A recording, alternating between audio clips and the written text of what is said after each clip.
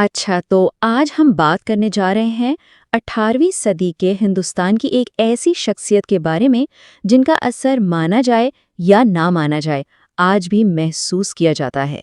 جی ہاں، ہم بات کر رہے ہیں ٹیپو سلطان کی۔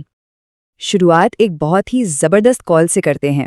بھارت کے سابق صدر اور مشہور سائنسدان ڈاکٹر APJ عبد الکلام نے کہا تھا، ٹیپو سلطان دنیا کے پہلے جنگی راکٹ کے بانی ہیں۔ سوچئے، یہ کتنی بڑی بات ہے۔ اس ایک جملے سے ہی ٹیکنالوجی کی دنیا میں ٹیپو سلطان کی جو حیثیت ہے وہ سامنے آ جاتی ہے۔ تو اس پوری کہانی کو سمجھنے کے لیے ہم کچھ خاص چیزوں پر نظر ڈالیں گے۔ سب سے پہلے آخر یہ میسور کا شیر تھا کون؟ پھر ہم ان کے ذکر خاص راکٹ ٹیکنالوجی کو دیکھیں گے۔ اس کے بعد بات ہوگی کہ کیسے انہوں نے ایک بالکل جدید ریاست بنائی، ان کی انگریزوں کے خلاف مزاحمت وہ بھی دیکھیں گے، اور آخر میں سب سے اہم سوال، ان کی میراث اتنی پیچیدہ کیوں ہے؟ تو سب سے پہلا سوال، آخر ٹیپو سلطان تھے کون؟ انہیں میسور کا شیر کے نام سے جانا جاتا تھا، اور یہ لقب انہیں اپنی بے مثال بہادری کی وجہ سے ملا۔ لیکن، اور یہی اصل بات ہے، وہ صرف ایک جنگجو نہیں تھے، وہ ایک دور اندیش رہنما، ایک موجد بھی تھے، اور بس یہی چیز انہیں تاریخ میں اتنا اہم بنا دیتی ہے۔ اب آتے ہیں اس چیز پر جو ٹیپو سلطان کو تاریخ میں یوں کہیے سب سے الگ کرتی ہے، اور وہ ہے ان کی فوجی جدت، خاص طور پر راکٹ ٹیکنالوجی میں ان کا کام۔ یہ بالکل ہی کھیل بدل دینے والا تھا۔ صرف ایک عدد دیکھیں، 2 کلومیٹر۔ جی ہاں، 2 کلومیٹر تک ان کے راکٹ مار کر سکتے تھے۔ اس زمانے میں یہ بات سوچنا بھی ناقابل یقین تھا۔ اس ٹیکنالوجی نے دشمنوں کو سچ میں حیران اور خوفزدہ کر دیا تھا۔ تو سوال یہ ہے کہ آخر ان مسوری راکٹوں میں ایسا کیا تھا؟ دیکھیں، سادہ سی بات ہے لیکن بہت انقلابی۔ یہ گتے کے بجائے لوہے کے بنے ہوتے تھے۔ اس کا مطلب یہ کہ ان میں زیادہ بارود بھرا جا سکتا تھا اور وہ زیادہ دباؤ جھیل سکتے تھے۔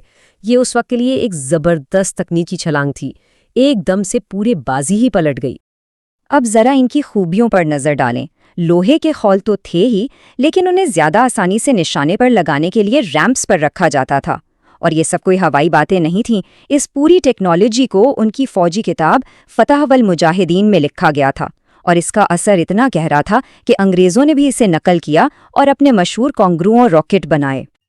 لیکن ٹیپو سلطان کی شخصیت صرف میدان جنگ تک محدود نہیں تھی، وہ ایک بہترین منتظم اور ریاست ساز بھی تھے۔ چلیے دیکھتے ہیں کہ انہوں نے اپنی پوری سلطنت کو زمین سے اٹھا کر کیسے جدید بنایا۔ یہ ٹیبل دیکھیں، اس سے ان کے ویژن کا اندازہ ہوتا ہے۔ انہوں نے ہر شعبے میں اصلاحات کی، جیسے ٹیکس وصولی، پہلے بچولیے پیسہ کھاتے تھے، انہوں نے یہ نظام ختم کر کے براہ راست کسانوں سے نقد لینا شروع کر دیا۔ چینی، نمک، لوہے جیسی بڑی صنعتوں کو ریاست کے کنٹرول میں لے لیا تاکہ ریاست مضبوط ہو۔ اتنا ہی نہیں، انہوں نے ایک نیا کیلنڈر، نئے سکے، سب کچھ بدل ڈالا۔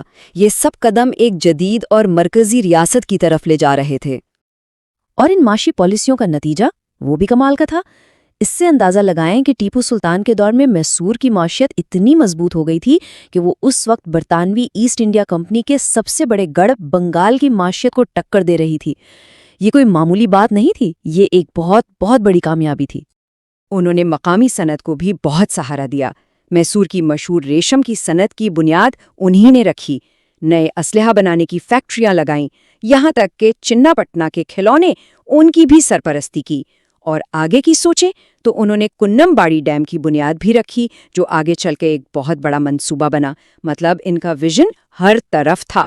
تو اب آتے ہیں ان کی حکومت کے سب سے اہم حصے پر، وہ حصہ جس کی وجہ سے وہ سب سے زیادہ جانے جاتے ہیں، برطانوی سامراج کے خلاف ان کی مسلسل اور بے خوف لڑائی۔ دیکھیں، اس بات کو سمجھنا بہت ضروری ہے۔ ٹیپو سلطان کی مزاحمت کوئی عام بات نہیں تھی۔ اس دور میں وہ ان گنے چنے ہندوستانی حکمرانوں میں سے تھے جنہوں نے انگریزوں کو ایک سنجیدہ، لمبا اور آسانی سے نہ ختم ہونے والا چیلنج دیا۔ تو ان کی حکمت عملی کیا تھی؟ اس کے کئی پہلو تھے۔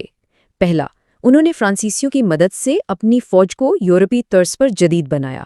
دوسرا، انہوں نے فرانس اور سلطنت عثمانیہ جیسی طاقتوں سے اتحاد بنانے کی کوشش کی۔ تیسرا، انہوں نے ایک جدید بحریہ کا تصور کیا جس کے لیے بورڈ آف ایڈمرلٹی بھی بنایا۔ اور چوتھا اور سب سے اہم، وہ آخری دم تک لڑے اور آخر میں اینگلو میسور کی چوتھی جنگ میں میدان جنگ میں ہی شہید ہو گئے۔ اور اب آتے ہیں اس سوال پر جو آج بھی بحث کا مرکز ہے، آخر ٹیپو سلطان کی میراث ہے کیا، ہیرو یا ظالم؟ تاریخ انہیں کیسے یاد رکھتی ہے؟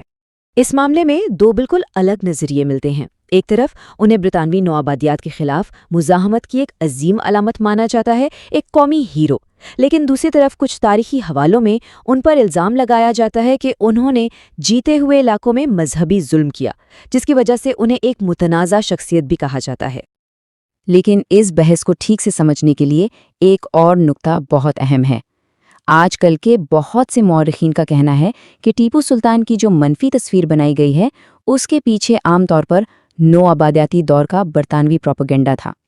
آخر وہ ان کے سب سے بڑے دشمنوں میں سے ایک تھے، تو ان کی ساکھ کو خراب کرنا ان کے لیے ضروری تھا۔ تو آخر میں یہ سوال وہیں کا وہیں کھڑا ہے، ٹیپو سلطان کون تھے؟ ایک موجد جس نے ٹیکنالوجی بدل دی، ایک مجاہد آزادی جو آخری سانس تک لڑا، یا ایک متنازع حکمران؟ شاید سچائی ان سب کے بیچ میں کہیں ہے، اور ہر شخص کو تاریخ کو اپنے طور پر سمجھنا ہوگا۔